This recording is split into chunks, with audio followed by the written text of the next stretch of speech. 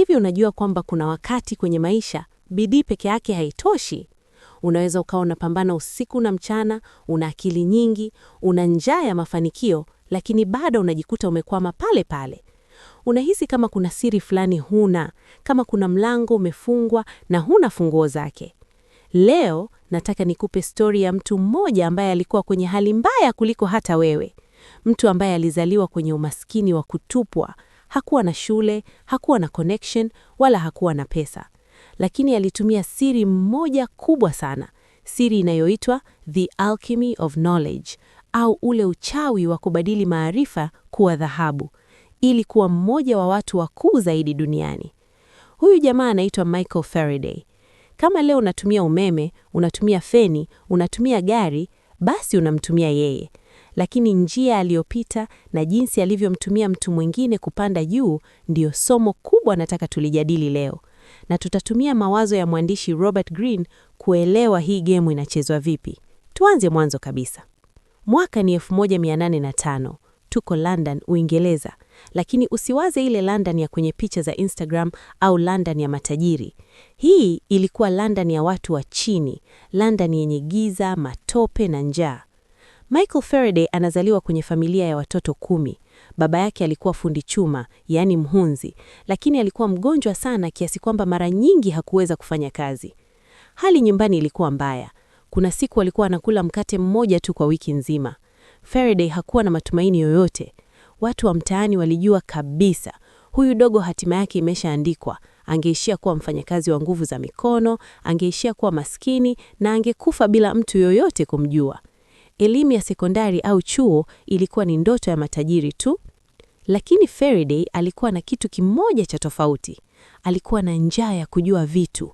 Alikuwa na maswali mengi. Kwa nini umeme unapiga? Kwa nini mimea inaota? Mungu yuko wapi kwenye haya yote? Akiwa na miaka 13, ili kusaidia familia isife njaa, alipata kazi ya kuwa delivery boy wa magazeti. Baadaye, bosi wake akamwona ana bidii, akampa kazi ya ndani kwenye duka la kufunga vitabu. Kazi yake ilikuwa kuchukua karatasi, kuziweka gundi na kuzifunga ziwe kitabu.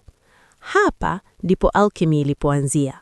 Wakati wenzake wakimaliza kazi na kwenda kupiga story au kulala, Faraday alikuwa akibaki usiku. Alikuwa akifungua vile vitabu anavyovifunga na kuvisoma.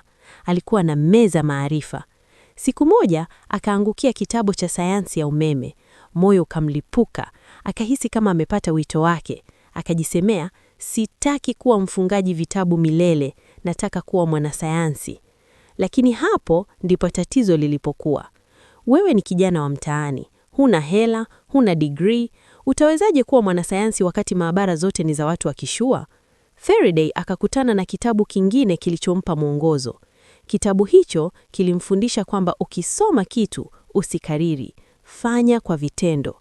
Faraday akaanza kufanya majaribio chumbani kwake. Akachukua chupa kuukuu, nyaya na kuanza kuunga unga. Lakini akagundua ukweli mchungu ambao Robert Greene anausema kwenye kitabu chake cha Mastery. Ukweli ni kwamba unaweza kujifunza peke yako, ndiyo. Unaweza kusoma vitabu, ndiyo. Lakini hiyo njia ni ndefu sana, ina makosa mengi na inaweza kukuchukua miaka 20 kufika pale ungependa kufika. Faraday aligundua kwamba ili atoboe anahitaji mtu wa kumshika mkono, anahitaji mentor, anahitaji mwalimu. Muda huo, star mkubwa wa sayansi London alikuwa jamaa anaitwa Humphrey Davy. Huyu bwana alikuwa ni maarufu, tajiri na alikuwa akifanya maajabu kwenye maabara ya Royal Institution. Watu walilipa viingilio kwenda kumsikiliza akiongea na kulipua vitu maabara. Faraday akachanga, pata nauli na kiingilio, akaenda kumsikiliza Davy. Hapa ndipo nataka usikilize kwa makini, maana hapa ndipo Watanzania wengi tunapokwama. Faraday hakuenda tu kukaa na kupiga makofi. Alienda na daftari. Aliandika kila kitu Davy alichosema, alichora picha za vitabu Davy alivyovitumia. Aliporudi nyumbani, hakutupa lile daftari. Aliliandika upya kwa mwandiko mzuri, alichora picha kwa rangi, alilifunga kwa jalaba zuri la ngozi. Kumbuka alikuwa fundi wa kufunga vitabu. Faraday alijua hawezi kwenda kwa Davy na kusema naomba kazi. Angepigwa chini. Davy ni mtu mzito, hana muda wa mtoto wa mtaani. Faraday alitumia mbinu ya kutoa thamani kwanza. Alimtumia Davy kile kitabu alichokiandaa kama zawadi. Aliandika barua ya unyenyekevu, akimwambia, "Bwana mkubwa, nimevutiwa sana na kazi zako. Nimejaribu kuweka kumbukumbu ya mafundisho yako, naomba upokee zawadi hii." Davy alipokipokea kile kitabu, alipigwa na butwaa. Hakuwahi kuona kijana makini namna ile. Aliona nidhamu, aliona heshima, aliona akili.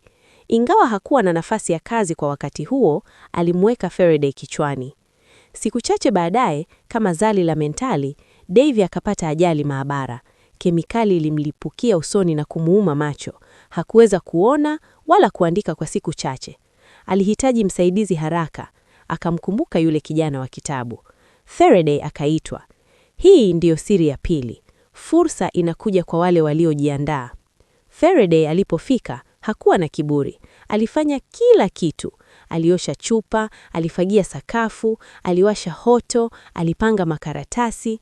Mshahara ulikuwa mdogo sana, mdogo hata ule wa kufunga vitabu. Lakini Faraday hakuangalia pesa. Alijua analipwa kitu cha thamani kuliko pesa. Analipwa maarifa. Robert Greene anasema, unapokuwa na mentor, lengo lako liwe kuiba maarifa yake. Sio kuiba kwa ubaya, bali kuingiza akili yake kwenye akili yako. Faraday alisafiri na Davy kwenda Ulaya. Kwenye hiyo safari, Faraday alifanywa kama mtumishi. Alilazimika kumfulia Davy nguo, kubebea mizigo na kula na dereva jikoni wakati Davy anakula na wafalme. Faraday aliumia moyo, lakini alivumilia. Kwa nini? Kwa sababu alikuwa anapata nafasi ya kuona jinsi master anavyofikiri. Akiwa maabara, Faraday hakuwa anaangalia tu Davy anachanganya nini na nini. Alikuwa anaangalia jinsi Davy anavyowaza. Davy akikutana na tatizo, anafanyaje? Akikwama, anabuni nini? Kuna stori maarufu. Walikuwa Italia na kulikuwa na mjadala mkubwa kuhusu almasi. Watu hawakuamini kwamba almasi imetengenezwa na kitu kimoja na makaa, yani carbon. Davy akafanya jaribio la kichaa. Akachukua lenzi kubwa, akakusanya mwanga wa jua, akachoma almasi mpaka ikapotea yote na kuwa hewa. Hiyo ilithibitisha kwamba almasi ni carbon. Faraday alipoona lile jaribio, akajifunza kitu kibwa. Sayansi sio kukariri kanuni. Sayansi ni ubunifu, ni uwezo wa kuwaza nje ya boksi. Hiki ndicho kitu vitabu haviwezi kukufundisha. Hiki ndicho unachopata kwa kukaa karibu na bingwa. Miaka ilienda, Faraday akaiva. Kutoka kuwa mwosha chupa, akawa mwanasayansi kamili. Alijua kemia yote ya Davy. Alijua mbinu zote. Na hapa ndipo tunapofika kwenye sehemu ngumu ya kuwa na mentor. Mwalimu wako ni binadamu. Ana wivu, ana udhaifu. Davy alianza kuona huyu kijana sasa anakuwa mkali kunizidi mimi. Alianza kumpa kazi za kijanga ili kumrudisha chini. Akamwambia akafanye utafiti wa jinsi ya kuzuia uchafu kwenye vioo, kazi ambayo ilikuwa ngumu na haimsaidii Faraday kukua. Lakini Faraday alikuwa amejifunza alkimia. Alikuwa amechukua yale maarifa ya Davy ambayo ni kama chuma cha kawaida, akayachanganya na bidii yake na ubunifu wake, na sasa yalikuwa yanageuka kuwa dhahabu. Mwaka 1821, Faraday akafanya ugunduzi uliotikisa dunia. Aligundua jinsi ya kutumia sumati na umeme kutengeneza moto. Alitengeneza mota ya umeme ya kwanza duniani. Hii haikuwa hatua ndogo, hii ilikuwa mapinduzi. Lakini Davy, yule mentor wake, badala ya kufurahi, alikasirika. Aliona wivu, alihisi Faraday amemuibia utukufu. Davy alifika mbali hadi kumtahumu Faraday kuwa mwizi wa mawazo. Alijaribu kumzuia Faraday asiingizwe kwenye umoja wa wanasayansi wakuu. Hapa ndipo tunapofika kwenye somo lingine zito. Anasema, inabidi uwe tayari kumuua baba. Sio kumuua kwa panga, hapana. Anamaanisha, kuna hatua inafika, lazima ujitenge na mentor wako. Lazima ukatae kubaki mtoto milele. Lazima uwe tayari kusimama peke yako, hata kama mwalimu wako atakuona mbaya. Faraday alisimama imara. Hakugombana na Davy kwa matusi, lakini aliendelea na kazi zake kwa kujiamini. Hata wakati Davy anampiga vita, Faraday aliendelea kufanya ugunduzi baada ya ugunduzi. Mwishoni, dunia nzima ilijua kwamba mwanafunzi amekita mwalimu. Miaka mingi baadaye, Davy alipokuwa mzee na kukaribia kufa, aliulizwa swali. Ni ugunduzi gani mkubwa uliowahi kufanya maishani mwako? Watu walitegemea angesema gesi au madini fulani, lakini Davy alijibu, ugunduzi wangu mkubwa ulikuwa ni Michael Faraday. Hata yeye alikiri, japo kwa shingo upande, kwamba kumjenga Faraday ndio ilikuwa kazi yake kubwa zaidi. Sasa hii story inahusu nini sisi Watanzania wa kawaida? Inahusu nini sisi tunaopambana mtaani?